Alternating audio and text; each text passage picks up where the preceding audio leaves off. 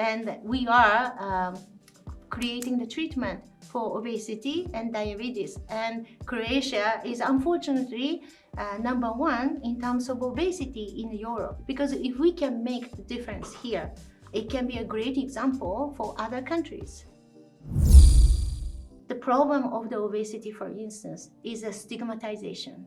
One is to have obesity.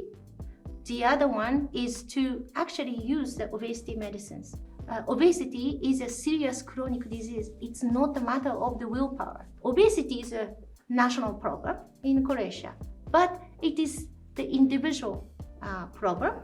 And obesity medicine usage is considered as a cheating. I would say that, of course, the percentage of the female empowerment can improve, but I never felt the grass seeding. Maybe because I was very fortunate to have great mentors and then also the great peers. Having said that, I think we should not talk about too much on the gender. We are people, right? And then everybody has a difference. But if you have the capability, and then once again, I think to become the C-level leader, the most important skill you can have is about how you can unlock the potential of the people in your organization. But also, I think Croatia is very known for well-educated physicians, and their their reputation is actually going beyond the Croatian border. So it's well respected by the region as well. Poštovane gledateljice i gledatelji, lijep pozdrav i dobrodošli na Forbes Business Unplugged. Danas ćemo se malo baviti farma industrijom, razgovarat ćemo o lijekovima, bavit ćemo se i velikim hrvatskim problemom, a to je debljina, a moja današnja sugovornica je predsjednica uprave Nova Nordiska za Hrvatsku, gospođa Mariko Shimizu. Welcome to our podcast, Ms. Shimizu. Thank you so much for having me. Yeah, it's good to have you here, and for some icebreaker, let's say it like that, I will ask you, you are in Croatia for how long now? 8 months. 8 months? Yes. And what do you think about Croatia?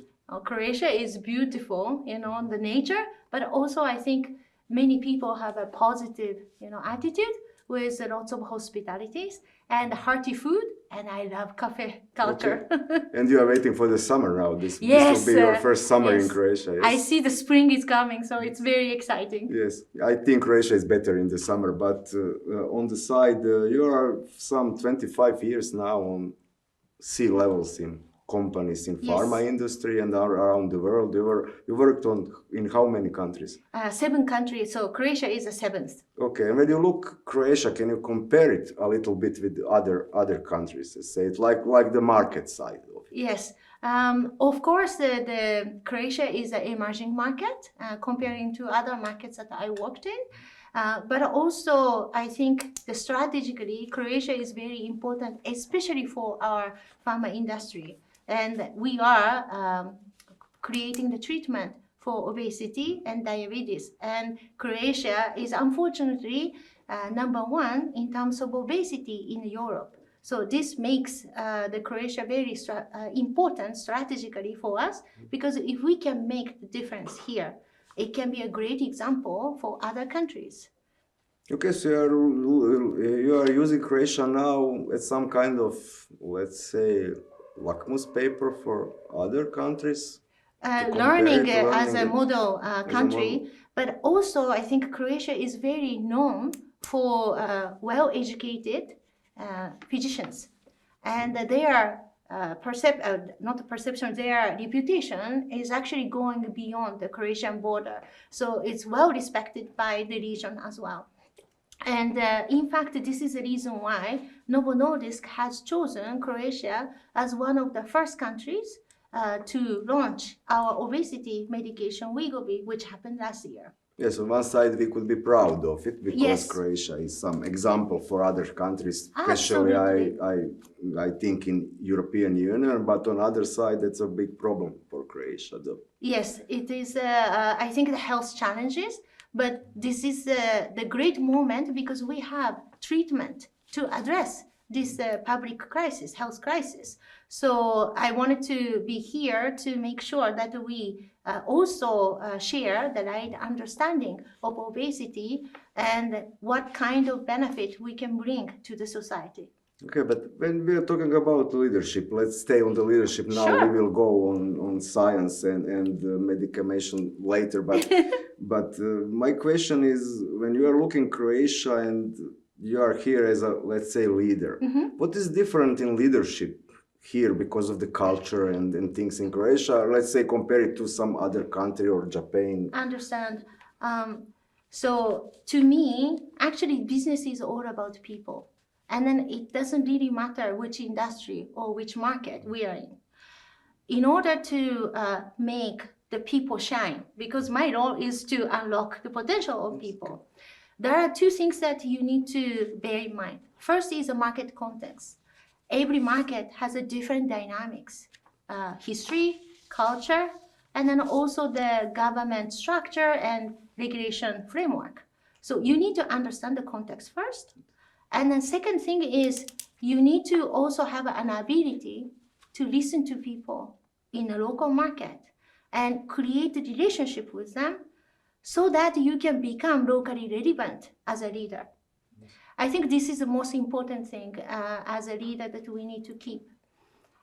My broader experience in the different countries and in different industries at least helped me to take the advantage and then see what kind of new things that I can bring. For instance, we are surrounded with so many data nowadays. So even in the pharma industry, we need to make simpler and then clearer message to our doctors, partners, but also the government. And this is something that I can use my past experience to also share the experience and then educate some of the employees to take actions. But when you're talking about pharma industry, it's really regulated industry. Yes, it is is harder for you. It is harder for you to work in pharma when you compare it with other industries because there is a lot of obstacles you cannot do because of the legalization. Yes, it is true that it's much more regulated. But at the end of the day, I think it is all about patient or consumer needs. That drives the business because we are here to address those unmet needs. So foundation is the same and you have to play within the regulation framework, but I think the fundamental concept is the same. Yes, because Croatia is part of European Union, so regulation is mainly the same as in other countries, Yes. but Novo Nordisk is owned by foundation, Yes. as I know. Yes, Yes. You are not, you don't have many shareholders or things like that. It is easier to plan in companies like that or harder? I would say foundation ownership is actually an advantage for us. Why? Because we can really focus on the long-term health outcomes over short-term profit gain. And it helps us to put the focus on the patient once again. We are very proud of ownership by the foundation because it is very unique in the pharma industry, but also in any other industry I worked in. And we can really focus on the long-term health outcome because of that. Yes, but because of that, you are producing insulin, I think, for 100 years now. Yes. Yes. Yes. How is it hard to be number one for 100 years? Is that the question of the foundation Yes. or of the people standing behind Novo Nordisk like you? I think it's both foundation, but also the people in Novo Nordisk. We are, every day we are focusing on what kind of best treatment we can provide to the patient and then how we can contribute to their well-being. And this focus actually created the credibility in the healthcare system. So Novo Nordisk, I'm very proud to say that Novo Nordisk is built with the people, with the purpose, and then it's known for the credibility and then also the innovation and quality of medication that we are providing. When we're talking about innovations, there is probably a lot of research and development. Yes. In that part, you must be ahead of everyone else. How hard is to be able to do that when we are talking about experts and expertise? How hard is to find people to work for you, for Novo Nordisk or any pharma company in that way? I think it is. I'm sure it is not very easy. Having said that, there are many scientists who are interested in identifying the new molecule for pharma industry, and then we also work with expert in academic area. So I would say that the Novo Nordisk has quite a good foundation of the scientists inside, but also the partnership with the academics. Yes, and with the doctors and I don't know, medical sector. Absolutely, because once we create the medicines, then we need to conduct the clinical test in real life with the patient, where we must have the doctor's support and also the hospital support to do so. So it is essential that we continue to have the great relationship with our doctors. And Croatia, by the way, is known to have great institution which can conduct high quality clinical tests. And then we have plenty of the clinical tests conducted in Croatia. And that brings us to Ozempic. Yes. As I think the molecule is called semaglutide. Semaglutide. Semaglutide. That was a big breakthrough in Absolutely. In, let's say, fight with obesity or things like that. How can you tell us a bit about the history of Ozempic, how it started and where is it now? Yes, the study started back in 2010 to measure what is the effect on the type 2 diabetes. So the medicine is created for the type 2 diabetes. But early on, we already realized that there are two effects. One is to control the glycemic level. The other one is reduce the weight. So 2014, the company specifically created obesity program to study semaglutide. We had the approval on obesity medication by European Medicines Agency back in 2017. And this is the start of the revolution, because before there are no medicine which can treat the obesity that effectively. Then furthermore, we have identified that semaglutide actually has the effect to reduce the risk of the cardiovascular events like heart attack, stroke, and then also death caused by the cardiovascular disease. And this is definitely the revolution that we saw. And then we also have liver and then also the kidney protection as well. So this is the history of the semaglutide, but our scientists hasn't stopped yet. So we still continue to think about the different form. We have the injectable form in Croatia for both type 2D and then type 2 diabetes and then obesity. But in US, we have the pill form, the oral form. We also have the higher dosage of the Wegovy, just approved also by European Medicines Agency. Then we also have other molecules that we are also investigating. So we probably have more news to share in the near future. So the sky is the limit. Sky is the limit for the scientists, yes. Yes, but that oral consumption is coming to Europe now, yes. So it has not been approved yet in Europe, but it will come soon, yes. What are the other things you are working on? It's not secret. Yes, so I have just mentioned about the higher dosage of the Wegovy, which was approved recently in Europe. It's 7.2 milligram dose, and study shows that it actually has a greater effect on weight loss. So it's now 21% of the weight loss. Every third of the people losing 25% or more of the body weight.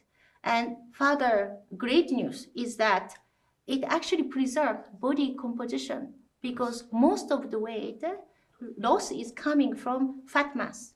And then it also preserves the muscle function.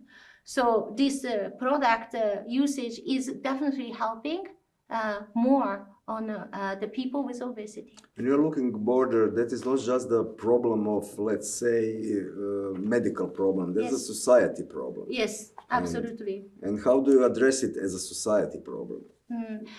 So I believe that the problem of the obesity, for instance, is a stigmatization. And in Croatia, I have to say that we have two stigma, double stigma. One is to have obesity. The other one is to actually use the obesity medicines. And then we need to actually correct this understanding, because obesity is a serious chronic disease. It's not a matter of the willpower. We actually conducted the research last month with Ipsos. This study shows that Croatian population's perception on obesity and then obesity medicine are very clear. Obesity is a national problem in Croatia, but it is the individual problem, and obesity medicine usage is considered as a cheating. We must change this concept, because stigmatization does not help to address serious chronic disease like obesity, and then we have a long way to go to address this societal issue. Yes, and in that part, what can you do as a company? You know, you are producing the medical. That's okay. There's, let's say, some kind of cure for our problem. But on other side, how to change that stigmatization of obesity in Croatia or further in European Union? I don't think Croatia is the example for herself. A lot of cultures have the same, let's say, look on the obesity. Absolutely. I think it's a global issue. So this is also the reason why, for instance, the WHO, World Health Organization, even announced last year that obesity is a serious chronic disease, and therefore lifestyle change combined with pharmacotherapy is recommended. As a company, we are one company, so we cannot do everything. So here we really need to have the collaboration with doctors, institution, government, to really make sure that education, right education, is done among the broader population, so that we can eliminate stigmatization. Many the medical associations are creating the right obesity treatment guidelines, which can also educate the healthcare professionals, so that they also have better understanding. So we together can address this stigmatization issue, but it will take, once again, a little bit longer than what I wish for. I will use this opportunity to ask you, how is it addressed in Japan? Yes. We always talk about Japan like long living nation, healthy living nation. How do you deal with it in Japan, from your experience? Yes. So I was also working in the obesity therapeutic area in Japan. Many people ask me, you don't need obesity medication in Japan. Everybody is very slim. In fact, obesity is a big problem in Japan as well, because of the, our lifestyle has changed, and then the food, the type of the food we consume also changed. It's westernized also in Japan. So it becomes a big issue. And we are doing exactly the same, because we have the same stigma in Japan.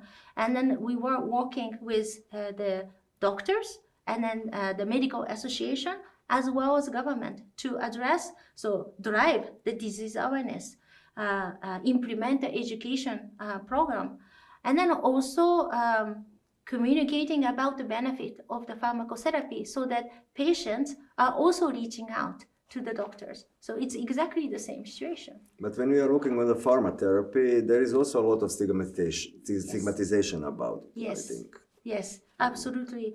I think the pharmacotherapy is, as I mentioned, the research shows that it's considered cheating. But I have to say, pharmacotherapy actually helps people to even adapt lifestyle change. Let me explain the example. So semaglutide, our product, is affecting or reaching out to the center in the brain, which regulates appetite. Okay, so when you use the medication, your thought about the food in the brain will not come up. Many people with obesity say that they have this food thought in mind 24/7, but this will be eliminated because of, thanks to the medications. This enables people to also drive lifestyle change because they are not thinking about food all the time. So they can eat more regularly, they can eat healthier. So this is the way that people with obesity can have the holistic approach for the treatment. Therefore, they can also treat the obesity effectively with the doctors. Yeah, I think that's the point, because in Croatia, among my friends, Yes. for example, I will not excuse them, we will always say, you are lazy, you need to work out, you need to eat Mediterranean food, what do you need medications for? You know, we are not treating that as a disease, I think. Yes, and then you are absolutely right. Think about it. If you have a high blood pressure, it's also the disease, right? Does I have, yes. for example. And then you know, doctors, if they diagnose that, oh, you have a high blood pressure, you should take the medicine. It is the same thing. Obesity is a chronic disease. If the doctor diagnoses, then you should take the medicine to address it. As simple as that. Okay, but in that point, for now, people will say, okay, but you are making a big profit on it. Yes. For Novo Nordisk or anybody else. How do you address to those? Don't call it accusations, but yes. those theses, let's yes. say. So as I mentioned, our company is really driven by the innovation to address medical unmet needs. But when you create the innovation, of course, you require the investment to research and then also investigate what are the positive effects, but also the negative effects so that you can create the right medicine. I think this is the reason why we obviously have the certain pricing for the medication. Having said that, our company is also focusing on accessibility of the medication for the patient. So in fact, in Croatia, we reduced the price on obesity medication Wegovy on the highest 2 dosages, which helps patients to have more access, longer access. And then we believe that this helps to also overcome some of the arguments that people make in terms of the financial benefit that the company is having at this moment. There is a lot of investment in research and development in pharma industry, because we are not talking maybe enough about it. You know, we are talking about profit pharma is making through selling the medicaments and things like that. But last time, I think in COVID crisis, we saw how much we need to invest to produce some vaccination. But after that, we stopped talking about it. So can you tell us maybe in percentage how much of the profit or revenues is going into research and development? Absolutely. So of course, significant amount goes into the investigation for the science. So I would say up to like 30%, but we are also investing a lot in production capacity because of the high demand on Ozempic, the diabetes medicine, and also Wegovy obesity medicine. We need to expand the capacity, and then this is also something that we are investing. And then nevertheless, we also need to focus that we are training our people rigorously, because for us, quality and then also compliance are very important, and then investment also goes there. So I would say that significant amount. You know. And how much production is in Europe? So it is very difficult to say. The reason why is we have actually multiple sites, and then each site does a different job. So one site does not complete one medicine. Okay, this is the reason why. But we have the main, the hub in Denmark. We also announced the investment in Ireland. We also have the France and then Italy as the big production site as well in Europe. Because for 1 year ago, when Trump came to be the president of the US, there was a lot of talk about bringing pharmacy back to United States, Yes. because I know India is probably the biggest production hub for pharma industry. So how is it hard to make production in Europe or maybe in States? So Novo Nordisk is a European country. It's a Danish company, so it's a European company. And then we do also invest in US. But as I said, we had to increase the capacity significant level. So we invest in both regions. And then I have to say Europe and the US are two major the production capacity we have.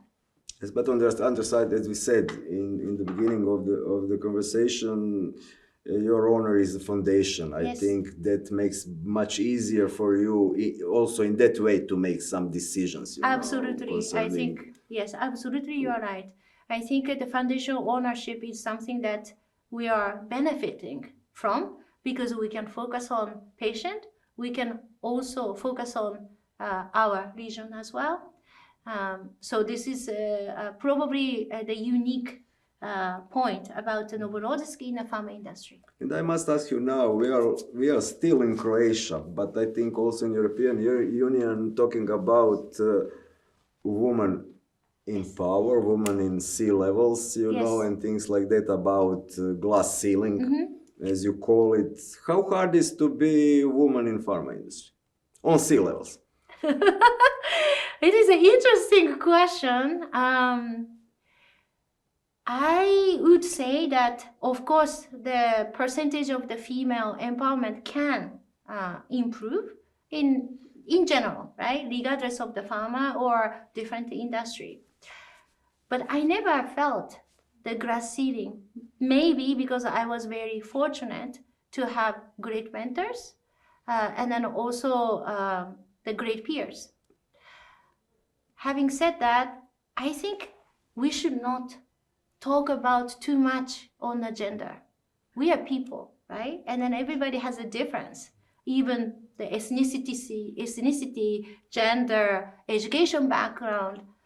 But if you have the capability, and then once again, I think to become the C-level leader, the most important skill you can have is about how you can unlock the potential of the people in your organization. And then if you have that skill, other things should not matter. This is a great opportunity for me to ask you this. How is it in Japan? Is it harder to become successful as a woman in Japan when you look at culturally, or in Croatia, European Union, or some Western countries? So based on my experience, I would say that Japan is probably harder because of the historical perception towards women. So women are supposed to be at home taking care of the family. That was the notion. And there are still many prejudices about it. So for me, sometimes I receive the comments that you are a bit different. You are too westernized. So I think there is a little bit of a tough situation for the female in Japan. But I also see that young power is coming in, and then they are breaking those stigma for the female as well. So I think it will change, but it's harder, especially when I was growing up. Yes, but I think new world is coming, you know, Yes. generation that are coming are so different from us. I don't think we can compare it with any other generation, young people that are coming now, that are adolescents now. Yes. How do you, what is your some kind of your, let's say, some kind of your message to young people that are coming? What skills they need? So I actually have a This is 16 academic question, you know, something to No. think about, Yes. not to give a correct answer. Absolutely. So I have 16 years old daughter. So this is very familiar topic because every time I have a conversation, I'm thinking about what are the things that I want to make sure that my daughter think about. With all the AI and the globalization, still I believe that we need to make sure that the people understand that relationship and the skills to really have the empathy and then understand each other is important. AI cannot mimic the For the now. emotions for now, but I believe AI, as much as you input, they come back. But new emotion, it's a surprise, they cannot create. So I think these are the things that people should pay attention to. So I always tell my daughter, go out and experience whatever you wanted to try it, because I think that is the only thing that can really develop the complex feeling, emotions, and then also social skills.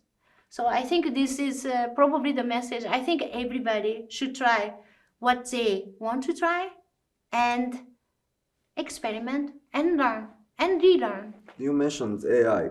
How is the AI and pharma industry? I think there is a lot of data you never had before. Yes. And the time you need to proceed that data is really shorter now than it was 2 years ago. So Yes. how do you use AI in pharma industry, and in which ways? I am sure everybody uses AI, and then in Novo Nordisk as well, we do have the AI assistance, and I'm sure it will be utilized much more. We can see that it can help in the research and development area. It can also optimize the production. It can also unpack the insights of the patient based on the researches, right? So I think the AI usage will increase more, and then many companies will invest into the AI, and then Novo Nordisk is also not the exception. Can we use AI to put away that stigmatization about weight we talked about before? Because now a lot of people is asking ChatGPT or some other tool how to manage that, how to do that. Is there a way to connect those two things and maybe use AI to lose that stigmatization? I think it's a great idea, really, because we are Thank you. using, yes, it's a great idea. We are using lots of digital, tools to expand the education about the obesity, for instance.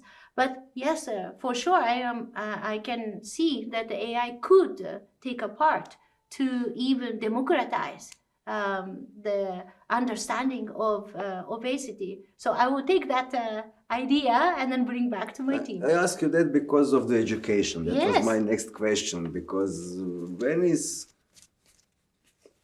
when can we start with the education? In which age do we need to educate children about weight and about problems with overweight?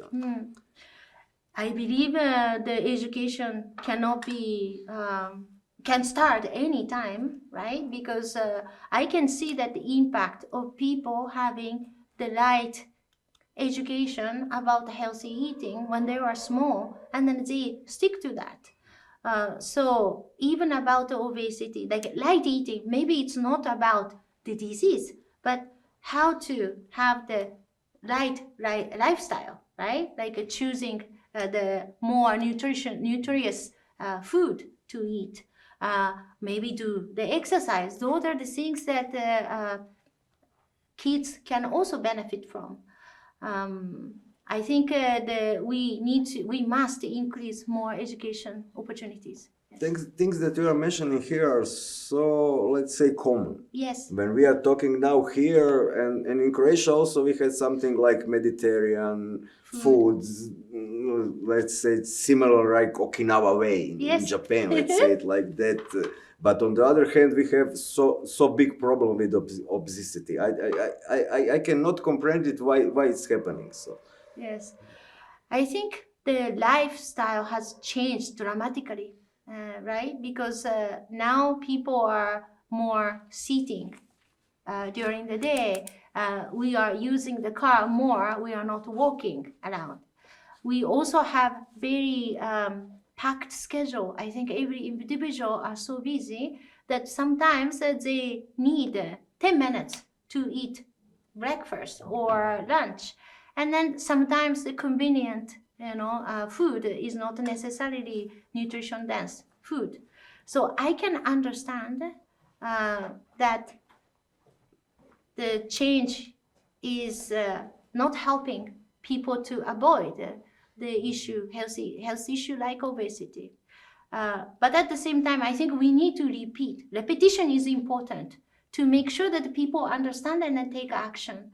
And in order to take action, we also need to stimulate people why it is important. And then I must say that obesity, some people say that obesity is about losing the weight, but it's not about that, because obesity is linked to 229 serious complications, which are like diabetes, high blood pressure, but most notably cardiovascular events, which is the single largest cause of death in Croatia.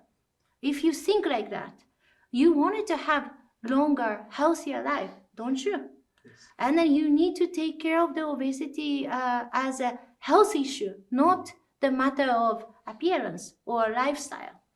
And this is, I think this type of understanding really triggers people to think about, to reflect themselves about their lifestyle and then take action. I think this is the education that we need to do. On the other hand, are you afraid of a trap we can fall in? Let's say you have a magic molecule for our problems.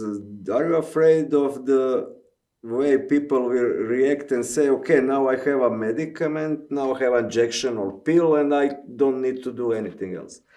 I understand some people might say that, but this is the reason why obesity is also treated by the doctors, right? So doctors has to write a prescription to receive this medication, and doctors will also explain that people needs to change the lifestyle combination with the pharmacotherapy, so the medicines.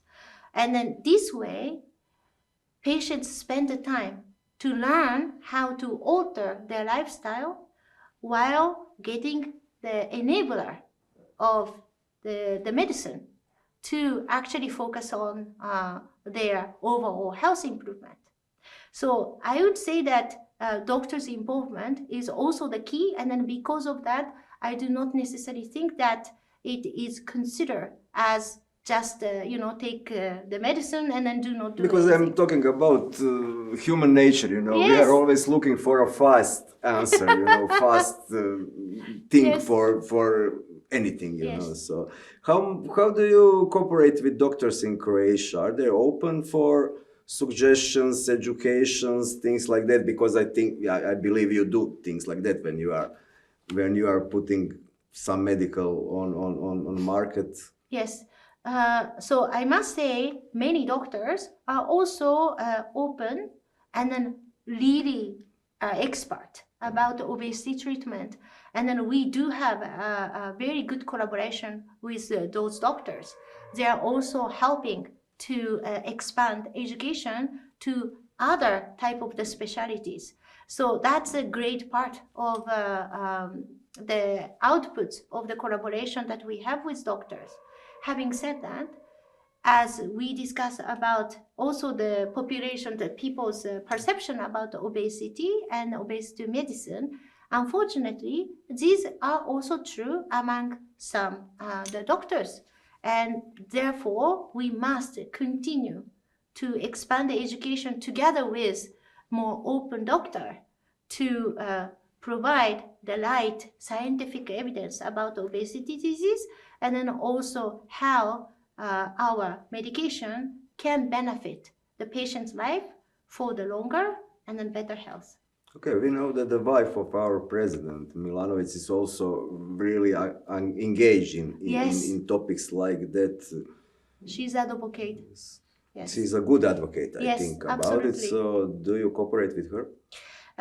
Not yet, but we love to cooperate with her. Yes, absolutely. I heard a lot about her, and then also her speeches on obesity.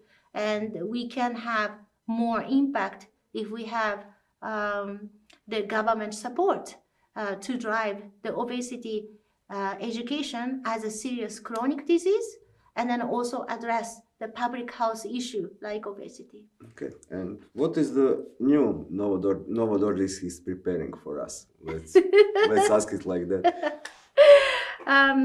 So I also mentioned that we are very busy with the new approval by the European Medicine Agency on the 7.2 milligram dosage of the Wegovy. This will help further on patients. Our scientists in lab are continuing investigation on more about semaglutide, but also the new molecule. So we are also busy to prepare for new medication to come.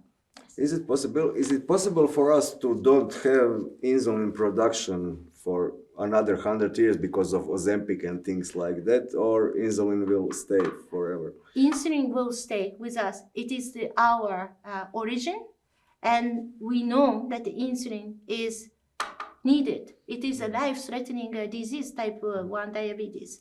And then we will commit us to provide the medication to the people with the type 1 diabetes. Yes, for sure. Okay, Ms. Shimazu, thank you for being with us. I hope we send out some good messages to people in Croatia, but maybe wider. And I wish you a successful professional work in Croatia. Thank you so much. It was a pleasure to have the conversation with you regarding our business, and then also the people with the obesity and diabetes. Poštovane gledateljice i gledatelji, za ovaj Forbes Business Unplugged to je bilo to. Nadam se da smo vam malo pomogli barem oko nekih problema sa debljinom koja je u Hrvatskoj više nego izražena, i do iduće emisije.